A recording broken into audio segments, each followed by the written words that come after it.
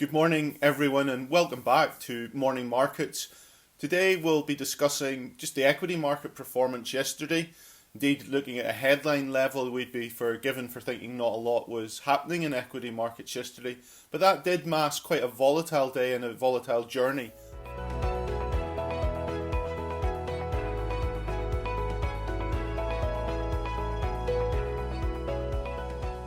In a large part, it's pretty much a function of that volatility that we've seen in sovereign bond markets where yields have been increasing, the implications that that has for equity markets in terms of the higher rated, higher growth areas of the market. And that was really what we were discussing yesterday, how that interlinks with valuation. And that really continued yesterday initially, where we saw the growth areas of the market, technology related stocks, continuing to bear the brunt of that weakness that we'd seen the previous day. So if we cast our minds back with the Nasdaq down about 2.5% on Monday, coming into yesterday, very similar dynamics. We saw the Nasdaq itself at its low was down about 3.9% on the day, although it did come back quite materially, so it only closed down 50 basis points over the course of the day. We look at the S&P in the US, with the S&P down about 1.8% at its low. End of the day closing up about 0.1%. So in that regard, what was going on there? What brought that slight change in sentiment towards the equity market?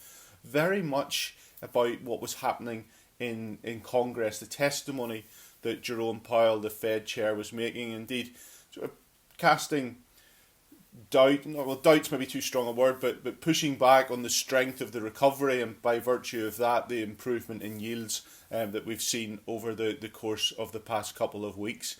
I think really there's a few statements that he did make within his remarks that's just worth drawing out, because it gives you a sense of where the Fed are on some of these things. So I'll maybe just play some of those back now. So he discussed how in recent weeks the number of new cases, hospitalizations has been falling. The ongoing rate of vaccines really offering the hope for a return to more normal conditions later in the year. But he did then go on to say that the economic recovery remains uneven and far from complete, so the path ahead is then highly uncertain. And that speaks to a couple of aspects, primarily around the mandate that the Fed have, both as we've discussed around 2% inflation, but also on an average basis, but also thinking about full employment.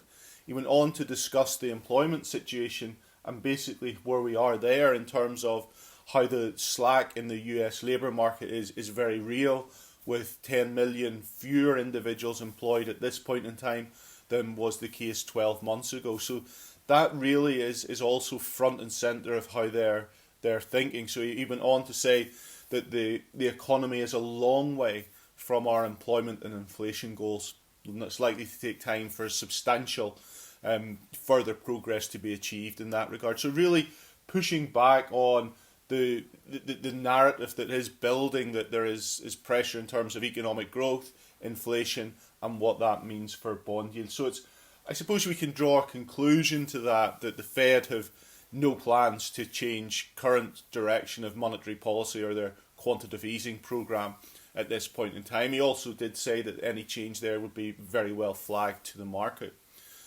But I suppose taking a step back from that and thinking about what market participants are looking at, they're thinking about improving economic data as we go through 2021. That improving economic data may or may not lead to rising inflation.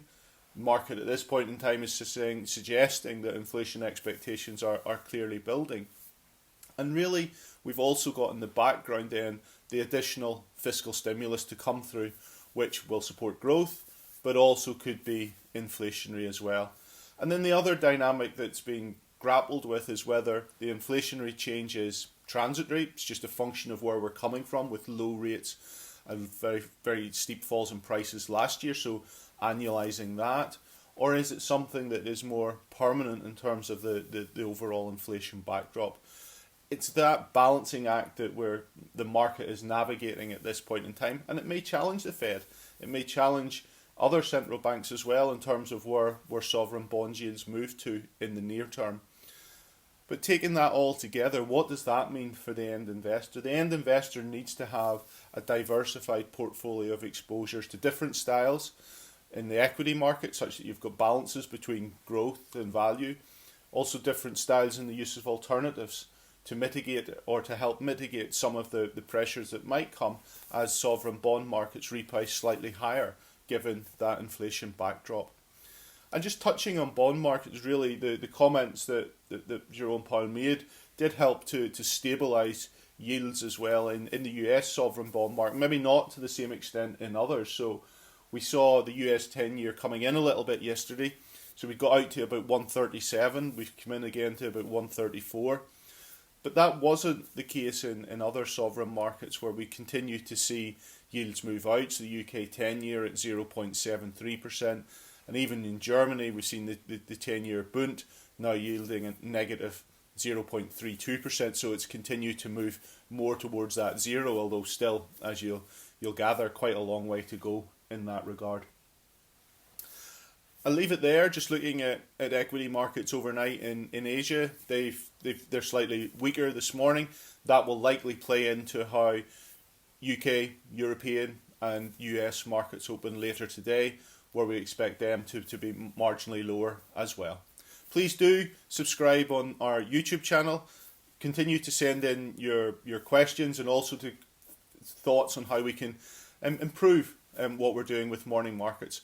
Thank you very much for those that have given the feedback already, and I'll see you again tomorrow. Many thanks. Thanks for watching. If you enjoyed this video, please leave a like and don't forget to subscribe to the True Potential YouTube channel. If you have any questions or requests for future videos, let us know in the comments.